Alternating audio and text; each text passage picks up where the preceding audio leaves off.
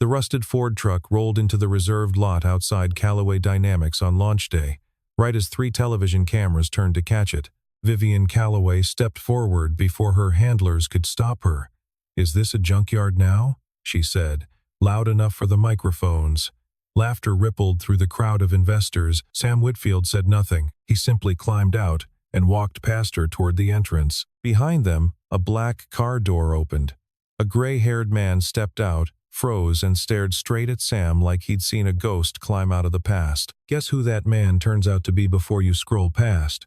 You might be surprised how far back this story really goes. 3 weeks earlier, Richmond had not yet seen a single camera crew outside Callaway Dynamics. Sam Whitfield arrived before 6 every morning, parked in the far corner of the lot where nobody would complain about the truck, and spent his days fixing what other people broke. He wore the same gray coveralls, carried the same battered toolbox, and spoke only when spoken to. At home, mornings looked different. Lily Whitfield, 9 years old and missing a front tooth, sat at the kitchen table doing math homework while her father made eggs. "Dad, if a train leaves Richmond at 60 miles an hour, she started," and he finished the problem before she finished the sentence. She laughed. He kissed the top of her head on his way out the door, the way he did every morning, the way he'd done since her mother died 4 years before. Back at the plant, the hydraulic press on line 2 had been down for 2 days. 3 engineers stood around it with laptops open, running diagnostics that kept coming back clean. Sam walked past on his way to a light fixture, glanced at the readout over one engineer's shoulder, and kept walking. Then he stopped, came back, and pointed at a valve near the base. "Pressure sensor's reading fine because it's lying to you," he said. "Check the line behind it. There's a kink nobody can see from here." The engineer laughed him off until he checked, and found exactly that. Vivian Callaway watched the whole exchange from the mezzanine above the floor. She was 36 years old, and 11 months into the job her father had built and died holding, and she noticed things other executives didn't bother to notice, because she had to. She watched the maintenance man in gray coveralls walk away without waiting to be thanked, and something about it stayed with her longer than it should have. She mentioned it to no one.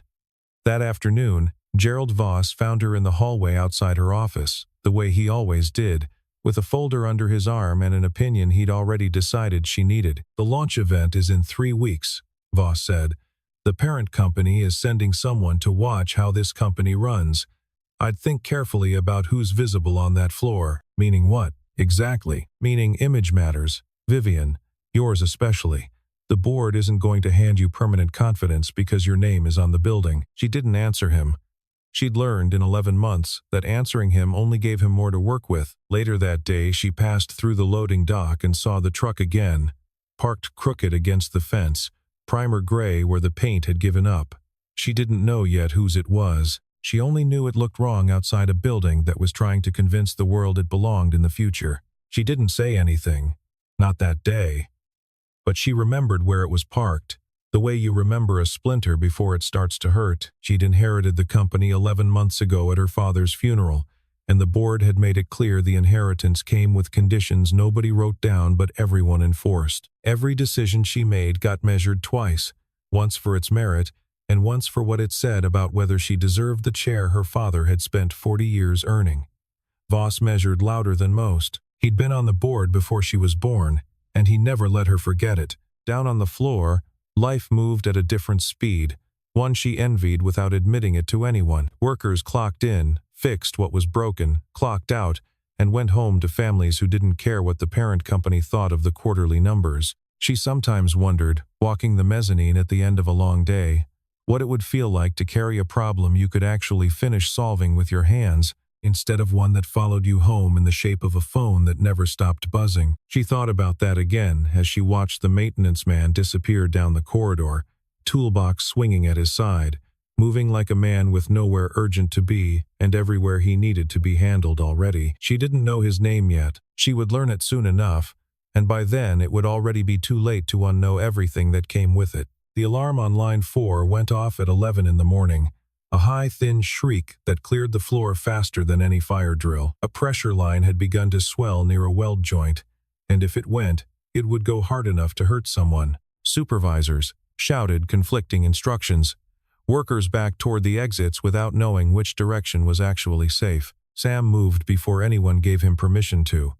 "Everybody back 40 feet. Now, get behind the yellow line," he said, and something in his voice made people obey without asking why. He shut the feed valve with 2 clean motions, checked the gauge, and waited out the drop in pressure with his hand flat against the pipe like he could feel the danger through the metal. Dale Harmon, arriving late from the security office, stopped in the doorway and watched him work. He'd seen that exact stance before, half a world away, in a place with a different kind of pressure and a different kind of consequence. "You're going to give yourself away doing that," Dale said quietly, once the floor had cleared. "Wasn't thinking about that." "Never are." 2 older engineers stood near the wall, still shaken. One of them, a man named Purdy who'd been at the company 19 years, kept staring at Sam's retreating back. "Whitfield," he said slowly, like he was tasting the name. "I read that name in a journal once. Army Engineering Corps. Some hydraulic patent that got folded into half the systems we still use here. I always figured it was a different guy." The other engineer shrugged it off. Purdy didn't. He watched Sam disappear down the corridor and filed the thought away somewhere it wouldn't stay quiet for long. Vivian heard about the incident secondhand, through a report that undersold what had actually happened. She went looking for the maintenance log herself and found Sam's name attached to 11 prior repairs the engineering department had failed to solve. Each one closed out in under an hour, each one without a single note explaining how. She found him afterward in the equipment room, coiling a length of hose with the same unhurried care he seemed to bring to everything. She didn't plan what she said next. It came out before she'd decided to say it. "That valve today. Most people don't move like that under pressure. Most people freeze." Sam glanced up, surprised she'd come looking for him at all. "Wasn't my first fire," he said, and went back to the hose. She waited for more. He didn't give her any. And for reasons she couldn't fully name, the not knowing bothered her more than an answer would have. She thought about the joke she'd made in the parking lot 3 weeks earlier, the one about the truck, the laugh it had gotten from the cameras. She hadn't thought about it since. She thought about it now, standing in a room that smelled like machine oil, watching a man who'd just kept a building from breaking without asking anyone to notice. She left without apologizing. She wasn't sure yet what she'd be apologizing for. Purdy found her 20 minutes later in the stairwell, hesitating in the particular way of a man who'd spent 19 years learning which things were worth saying to executives and which weren't. "Might be nothing," he said, "but I've been thinking about that name since this morning. Whitfield. There was an engineering journal, years back, wrote up a hydraulic patent that got folded into half the systems we use on this floor. I always figured it was some other family. You think it's the same man. I think it's worth somebody looking, is all I'm saying. Man who moves like that under pressure doesn't learn it fixing washing machines." She thanked him and said nothing more, though the thought stayed lodged in her the rest of the afternoon, resurfacing at odd moments, in meetings, in the elevator, in the quiet space before sleep that night. She told herself it wasn't her business to go digging into an employee's past without cause. She told herself that twice, and believed it neither time. None of them knew it yet, but the man in the black car had already circled Richmond twice that month, quietly asking questions nobody thought to report to Vivian at all. Voss caught Sam near the loading dock 2 days later, flanked by a junior manager carrying a clipboard he clearly didn't need. "The truck," Voss said, without introducing himself. "It needs to park somewhere less visible. We have investors walking this lot in 3 weeks. It's parked where I was told to park it," Sam said. "Then you were told wrong." Sam looked at him for a long moment, long enough that the junior manager shifted his weight and looked away. "I've moved it 3 times since I started here," Sam said. "Each time somebody new decided it offended them. I'll move it again if you want. Doesn't change what it is." Voss hadn't expected the man to hold eye contact. He recovered quickly, the way men like him always did. "I'd think about your position here," he said. "Contracts get reviewed. Vendors get replaced." "Noted." He walked away before Voss could add anything else.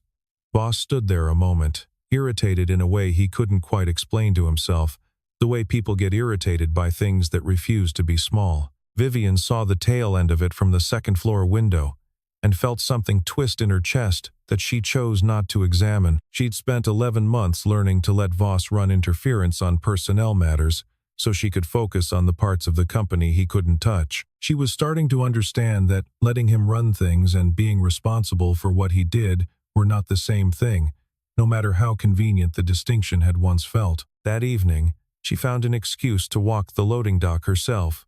Sam was locking up the equipment room, and for a second neither of them said anything. "Gerald Voss doesn't run this floor," she said finally. "Whatever he told you, he talks like he does. He talks like a lot of things he isn't." She hesitated. "I'm the one who made the joke about your truck 3 weeks ago, in front of the cameras. I remember. I'm not going to pretend it was nothing." Sam considered that, the toolbox heavy in his hand. "Then don't pretend," he said, not unkindly, and walked past her toward the parking lot. She watched him go and didn't follow, though some part of her wanted to. At home that night, Lily asked her father why the people at his work didn't seem to like him. She'd overheard something from a neighbor whose husband worked the same floor. Sam sat on the edge of her bed and thought about how to answer a 9-year-old honestly without frightening her. "Some people judge what they can see," he said. "The truck, the clothes. They don't always look past that." "That's dumb." "Sometimes it is." He smoothed her blanket down. "Doesn't mean you stop being who you are because of what dumb people think." Later, Dale found him in the parking lot before he drove home, leaning against the truck with his arms crossed. "You can't keep hiding forever, Sam," he said. "Sooner or later somebody's going to put it together. Let them try." "That's not you talking. That's tired talking." Sam didn't answer. He got in the truck and drove home to his daughter, and left the rest of it for another day. The contract cut came through official channels on a Monday, 3 lines of corporate language that ended Sam's overtime maintenance hours effective immediately. No name was attached to the decision, but everyone on the floor knew whose signature belonged behind it. Sam read the notice twice, folded it into his coverall pocket, and kept working. The lost hours mattered more than he let on. Overtime had covered the difference between managing and struggling since Lily's mother died. And without it, he picked up 2 more jobs on the weekends, a rental property's plumbing and a neighbor's fence, anything that paid in cash, and didn't ask questions about his background. He came home later. He was tired in a way that showed even when he tried to hide it, and Lily, sharper than most 9-year-olds, noticed. Vivian noticed too, in a smaller way. She pulled the maintenance schedule herself and found a line item buried in Voss's cost restructuring that eliminated exactly the hours Sam had been working. She couldn't reverse it outright without a fight she wasn't ready to have with Voss in front of the board, not 3 weeks before a launch he was already using against her. So she did something smaller. She authorized a facilities budget increase under a line Voss wouldn't think to check, restoring roughly half the hours under a different heading. It wasn't enough, and she knew it wasn't enough, and she did it anyway. She found him one evening in the equipment room after most of the building had cleared out, replacing a broken relay on a panel that had been flickering for a week. She held 2 cups of coffee she'd taken from the break room and didn't fully know why she'd brought the second one. "You didn't have to do that," Sam said, nodding at the panel, though he clearly meant something else. "I didn't do much. You did something. That's more than most people manage." He took the coffee she offered, and for a moment, neither of them said anything, the quiet stretching out comfortable instead of awkward, which surprised them both. "Your father built this place," he said eventually. "I remember when it was half this size." "You knew my father?" "Everyone who worked a floor here for more than a year knew your father." He didn't elaborate, and she didn't push. There was a version of this conversation where she asked more questions and got answers that would have changed everything sooner. She didn't take it. Not yet. They talked another 20 minutes about nothing that mattered. The kind of conversation that exists mostly in the space between the words. When she left, she caught herself smiling in the elevator and made herself stop, unsure what to do with the feeling underneath it. Down the hall, unnoticed by either of them, Elaine Calloway stood outside her old office, now used for storage, holding a banker's box she'd been meaning to clear out for years. She'd seen the maintenance man's face twice that week and couldn't shake the feeling that she'd seen it somewhere else first, a long time ago, in a file she'd never quite forgotten. Elaine had spent 30 years as this company's general counsel before retiring, and in that time she had learned to trust the particular itch that came with almost remembering something important. She'd felt it the first time she passed Sam in the hallway, and again outside the cafeteria, and now a third time, Standing here with a box she hadn't opened since her brother's funeral, she told herself she'd deal with it tomorrow. She'd been telling herself that for a week. At home that night, Sam sat at the kitchen table long after Lily had gone to bed, turning the folded overtime notice over in his hands like it might read differently the third time through. He thought about the woman who'd brought him coffee for no reason she'd explained, who'd quietly restored half his hours under a line item Voss wouldn't check, who'd looked at him in the equipment room like she was trying to solve something she hadn't named yet. He told himself it didn't matter who she was to him. He told himself that more than once, which was usually a sign a man didn't believe it. The executive meeting 2 weeks before launch ran long, the way it always did when Voss had an agenda item he wanted to bury near the end. He waited until half the room had checked out before he brought it up. "There's a facilities employee whose presence has become a liability," he said, sliding a printed still from the parking lot incident across the table. Vivian's own face frozen mid-laugh above the caption a local blog had run. The truck, the optics. With the parent company watching this launch closely, I'd recommend termination before it becomes a bigger story than it already is. He kept line 4 from rupturing 3 weeks ago, Vivian said. That's not a liability. That's the opposite of one. That's not the story that photo tells. Then we control the story instead of firing the man who saved us money and possibly a limb. Voss's expression didn't change, but something behind it hardened. The board didn't put you in this chair to be sentimental about maintenance staff, Vivian. They put you here to protect the company your father built. Sometimes that means making decisions you don't enjoy. She held his gaze longer than she wanted to. I'll take it under advisement, she said, which both of them understood meant no, and both of them understood the fight wasn't over. Voss let it go for the room, filed it away for later, and moved to the next item. He was patient in the particular way of men who'd spent decades learning that patience beat force in a boardroom, and he had learned something in reviewing Sam's personnel file that he had not yet shared with anyone. A partial name, an old patent number, a detail from decades back that, properly buried, had protected more than just his own reputation. Sam heard about the meeting from Dale that same evening, secondhand and softened, though not softened enough to hide the shape of it. He sat in his truck afterward longer than he needed to, looking at an old photograph he kept folded in his wallet, himself at 26 in desert fatigues, standing next to a man twice his rank with his arms slung over Sam's shoulder, like they were brothers instead of officer and soldier.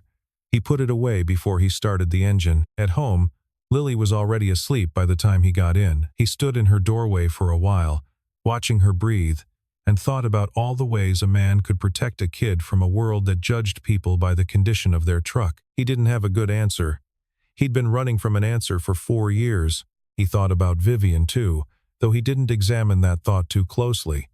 She'd stood up for him in a room he hadn't even been in, without telling him she had. He didn't know that yet, not the details of it, but something in Dale's telling suggested she'd fought harder than she needed to for a man who parked his truck badly and never explained himself. Whatever was coming, he understood now that it was coming soon, and that this time, staying quiet might not be a choice he got to keep making. He thought, too, about the old photograph in his wallet, the young soldier and the officer twice his rank, and about how long a man could keep a debt like that folded up small enough to forget. He hadn't told Dale everything. He hadn't told anyone everything. Some ghosts you kept to yourself until you had no other choice. And Sam had a feeling that choice was running out faster than he wanted it to. A banner went up over the front entrance that week, announcing the launch event and, in smaller print beneath it, a special appearance by the chairman of Alden Holdings himself. Nobody on the maintenance floor thought twice about the name. They should have. The termination notice landed on Sam's clipboard 6 days before the launch, signed by a name 2 levels above Voss but written, everyone understood, at Voss's insistence. The reason given was vague enough to survive a lawsuit and specific enough to sting. Conduct inconsistent with company image standards. Sam read it standing at the loading dock, folded it the way he'd folded the overtime notice weeks earlier, and said nothing to the manager who delivered it. He cleared out his locker that afternoon. Dale helped him carry the box to the truck without either of them saying much. You going to fight this? Dale asked, once the box was loaded. With what? A lawyer I can't afford? Against a company with 50 of them? With who you actually are? That door's been closed a long time, Dale. Dale didn't push further. though it clearly cost him not to. At the same hour, 3 floors up, Elaine Calloway walked into her niece's office without an appointment, carrying a banker's box she hadn't opened in over a decade. She set it on the desk and began pulling out folders with the brisk efficiency of a woman who had spent 30 years as this company's general counsel and had never once misplaced a document she cared about. "I need you to look at this before you do anything else today," she said. Inside was a patent filing from 22 years earlier, a hydraulic pressure regulation system, the technology that still ran through half the company's current product line. Listed as co-inventor, beneath the name that had built Callaway Dynamics' fortune, was another name Vivian had heard exactly one time before, on a termination notice she hadn't yet had the chance to override. S. Whitfield. Beneath the patent was a photograph, creased at the corners, a young soldier in fatigue standing beside an older officer, both of them younger than Vivian had ever known either man to be. She recognized the officer immediately. She had shaken his hand at her father's funeral. "Richard Alden," she said quietly. "Sam Whitfield saved his life in Afghanistan," Elaine said. "Your father knew it. I knew it." When the patent got filed, Gerald Voss was the attorney who processed the paperwork, and somewhere in that process, Sam's name got quietly reduced to a footnote, and Gerald's got quietly attached to the royalty structure. "Your father let it happen because Sam asked him to. He wanted no part of the money or the attention. He wanted to disappear and raise his daughter in peace." "Then why are you telling me now?" "Because your father is dead and can't protect him anymore. And Gerald just fired the man who's owed more credit for this company's success than either of us." Elaine closed the box. "And because you're about to stand next to Richard Alden in front of every camera in this city, and he is going to ask about a man in a gray truck, whether you're ready for the question or not." Vivian sat with the folder in her hands for a long time after Elaine left. She thought about the parking lot, the laugh from the cameras, the coffee in the equipment room, the quiet way Sam had said everyone who worked a floor here for more than a year knew your father. She had been standing 3 feet from a man carrying the company's entire foundation on his back, and she had mocked the truck he drove because he refused to let anyone see what he was worth. She picked up her phone and called Sam's number before she'd fully decided what she was going to say. Sam didn't answer the first call. He was sitting at his kitchen table with the termination notice in front of him, trying to figure out how to explain to a 9-year-old that they might need to move somewhere cheaper, when his phone rang a second time, and he finally picked it up. "I know who you are," Vivian said. No preamble. "I know about the patent. I know Voss buried your name under his for 22 years. I know what you did for Richard Alden." Silence stretched on the line long enough that she thought he'd hung up. "That was a long time ago," Sam said finally. "It's still true. Doesn't change anything tonight. I still don't have a job, and my daughter still doesn't know why. Come to the launch tomorrow. As my guest, not as staff. Please." "Why?" "Because you deserve to be in that room when the truth comes out, instead of hearing about it secondhand from Dale." A pause. "And because I owe you an apology I can't give you over the phone." Sam looked across the kitchen at Lily, who was pretending to do homework while clearly listening to every word. He thought about 4 years of staying invisible, of choosing safety over recognition, of a promise to himself that he'd buried his old life so deep his daughter would never have to carry the weight of it. "I'll think about it," he said, which both of them understood meant yes, eventually, once he'd talked himself into it. After he hung up, Lily set down her pencil. "Was that your boss?" "Something like that. Are we moving?" He sat down across from her and took her hands, small and warm inside his. "I don't know yet," he said. "But I want you to know something. It doesn't matter what happens tomorrow. It doesn't matter what people say about the truck or the job or any of it. You and me, we're the part that stays the same." Lily considered that with the seriousness only children bring to things, adults have stopped believing simply enough. "I don't care if we're rich or not," she said. "I just want you to stop being sad about the truck." He laughed, surprised into it, and pulled her into a hug that lasted longer than either of them planned. Across town, Vivian stood on her balcony long after the call ended, the folder from Elaine still open on the table behind her. She thought about the version of tomorrow where she let Voss run the launch exactly as planned, where the truth stayed buried a little longer and her position stayed protected a little longer, and she found she couldn't stomach it. She thought about the version where she stood in front of Richard Alden and told the truth before he had to drag it out of her. She called Dale next, asked him to make sure Sam had a pass at the front gate, no matter what Voss's office said. Dale agreed without asking why. The way men who'd rather trust someone once than doubt them twice always did. By the time she went to bed, she had rehearsed 3 different speeches for the following day and discarded all of them.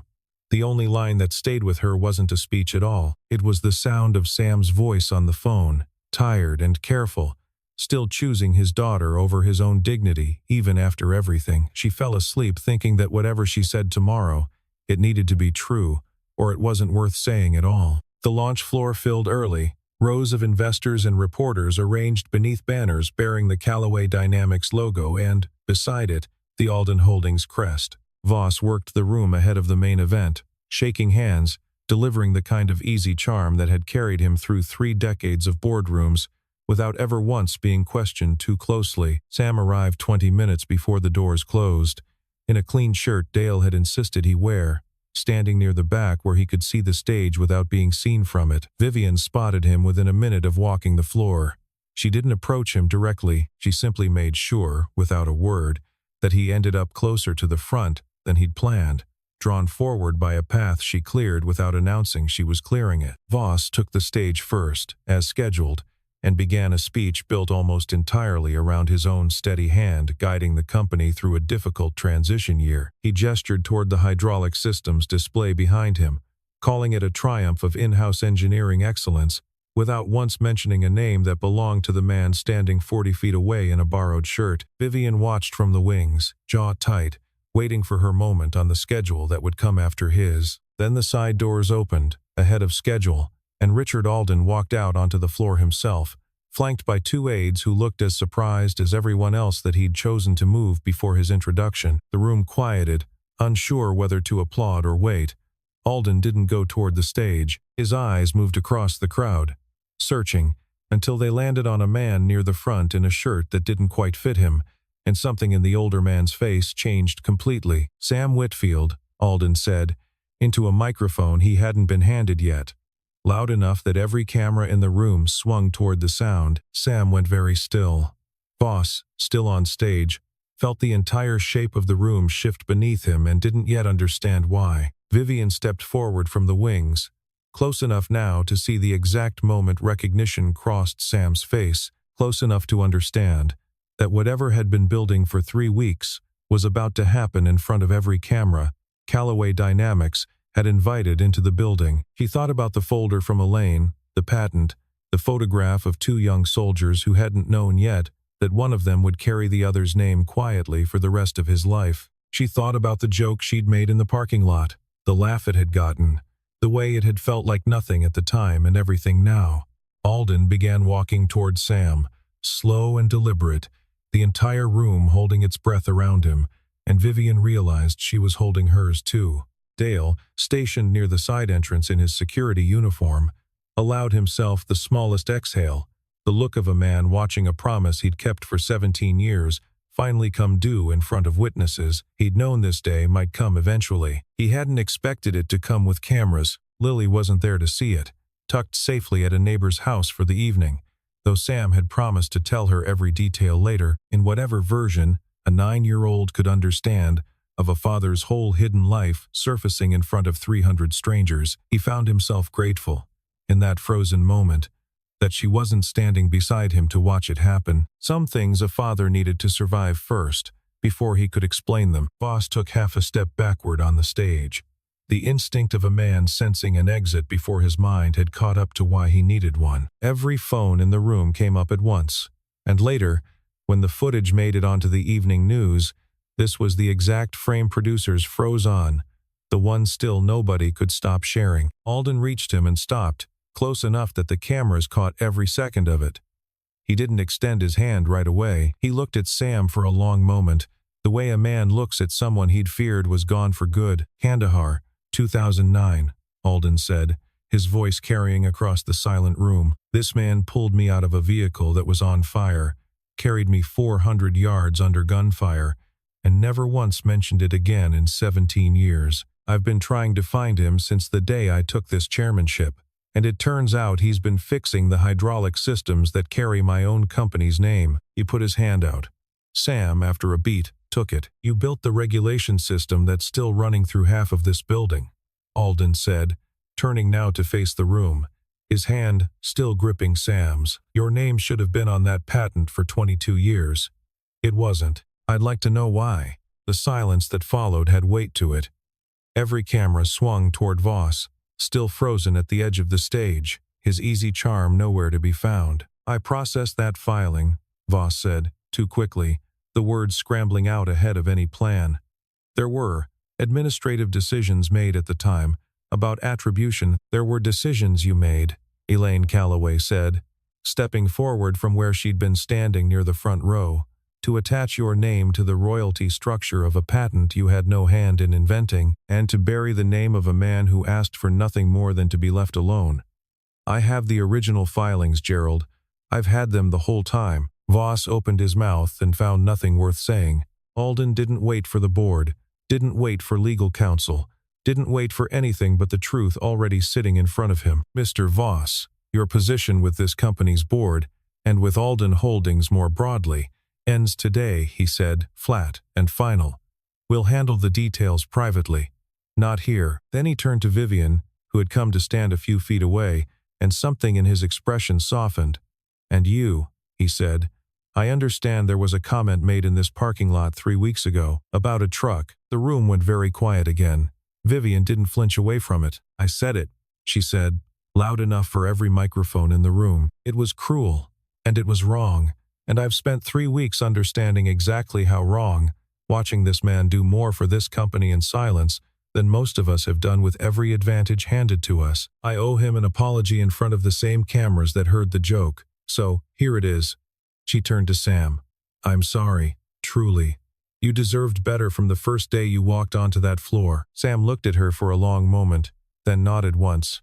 The kind of nod that meant more than a longer answer would have. Around them, the room began to applaud, uncertain at first, then fully, the sound rolling across a floor that 3 weeks earlier had laughed at a rusted truck for being parked in the wrong lot. Alden offered Sam a senior engineering role the following week. Full title, full salary, an office on the top floor if he wanted it. Sam turned down the office and most of the title, and accepted instead a part-time consulting position that let him set his own hours around Lily's school schedule. Alden didn't argue. He understood, better than most, that some men had already decided a long time ago what they were willing to trade for a quiet life, and money had never been the thing Sam was missing. Voss left the company within the month, quietly. No farewell gathering, no announcement beyond a 2-line internal memo. Nobody organized anything to send him off. Purdy, the engineer who'd first said Sam's name out loud on the factory floor, took over Voss's old office and immediately gave it a window view to someone junior who'd never had one. Vivian's position, which Voss had spent months trying to undermine, ended up stronger than it had ever been. The story that ran across every local station framed her not as the executive who'd made the joke, but as the one who'd corrected it publicly, without being forced to, in front of the exact audience that mattered most. The board, watching Alden's approval of her handling of the whole affair, stopped questioning whether she belonged in the chair her father had left behind. She and Sam kept a careful distance for a while, the kind two people maintain when they both know something is there, and neither wants to rush it into something it isn't ready to be. She stopped by the equipment room sometimes on her way out, and he stopped pretending he minded. Small things built slowly, a coffee left on a workbench, a ride offered on a rainy day. Neither of them called it anything. On a Saturday 2 months after the launch, Vivian drove out to the small garage Sam kept behind his house, where he spent weekends fixing cars for neighbors who couldn't afford a real shop. She brought lunch for 3, and found Lily sitting on an overturned bucket, handing her father tools before he even asked for them, the two of them working in the kind of comfortable silence that only exists between people who trust each other completely. The truck was up on blocks in the corner, primer gray, one door removed, the same truck that had started all of it 3 weeks before a launch event neither of them would ever forget. Sam was fixing it himself, slowly, on weekends, with no plan to trade it in. You're keeping it, Vivian said, handing him a sandwich. Man doesn't throw away the thing that finally told the truth for him, he said. She laughed, actually laughed, and sat down on the workbench beside Lily, who immediately began explaining, with great authority, exactly what a socket wrench was for. Sam watched the two of them from across the garage, wiping his hands on a rag, and felt something settle in his chest that had been unsettled for 4 long years. Outside, the afternoon light came in low and gold through the open garage door, catching dust in the air like something almost holy. Neither of them had been looking for this. Neither of them had been looking at all.